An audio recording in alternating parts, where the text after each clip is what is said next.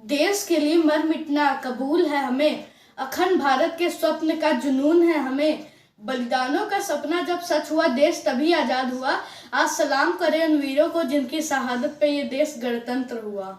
नमस्कार आदरणीय प्रधानाचार्य जी, मुख्य अतिथिगण, शिक्षकगण और मेरे प्रिय मित्रों, मैं ओम जायसवाल आप सभी को गणतंत्र दिवस की हार्दिक शुभकामनाएं देना चाहता हूं। इस वर्ष भारत का 72वां गणतंत्र दिवस मनाया जा रहा है। 26 जनवरी 1950 में भारत का संविधान लागू किया गया था।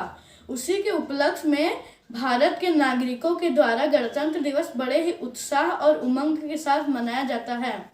मुझे बेहद गर्व है कि मैं भारत जैसे महान देश में जन्म लिया और हमें भारतीय होने पे अभिमान होना चाहिए।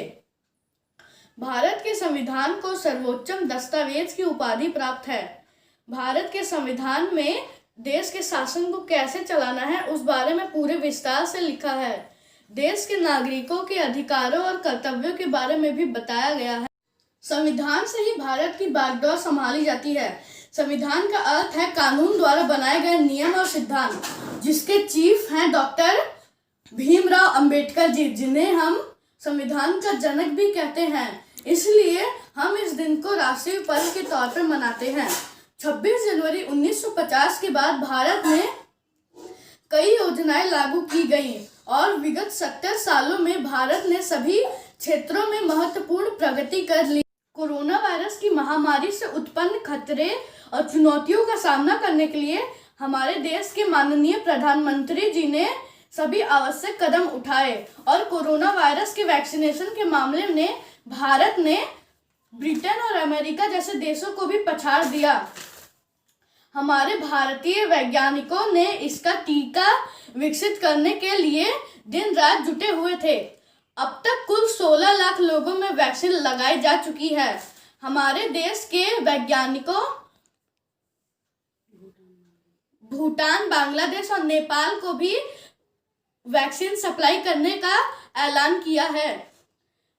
हमारे देश के वायुसेना की ताकत में नई ऊर्जा लाने के लिए हमारे भारत सरकार ने फ्रांस से 36 राफेल लड़ाकू विमान खरीदे।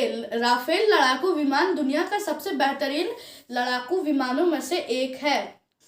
जय जवान जय किसान, यह नारा सरहद पर खड़े जवान और खेतों में काम कर रहे किसान की अटूट मेहनत और परिश्रम को दर्शाता है। यह नारा शास्त्री जी ने 1965 में पाक और भारत के युद्ध के दौरान एक रैली में दिया था।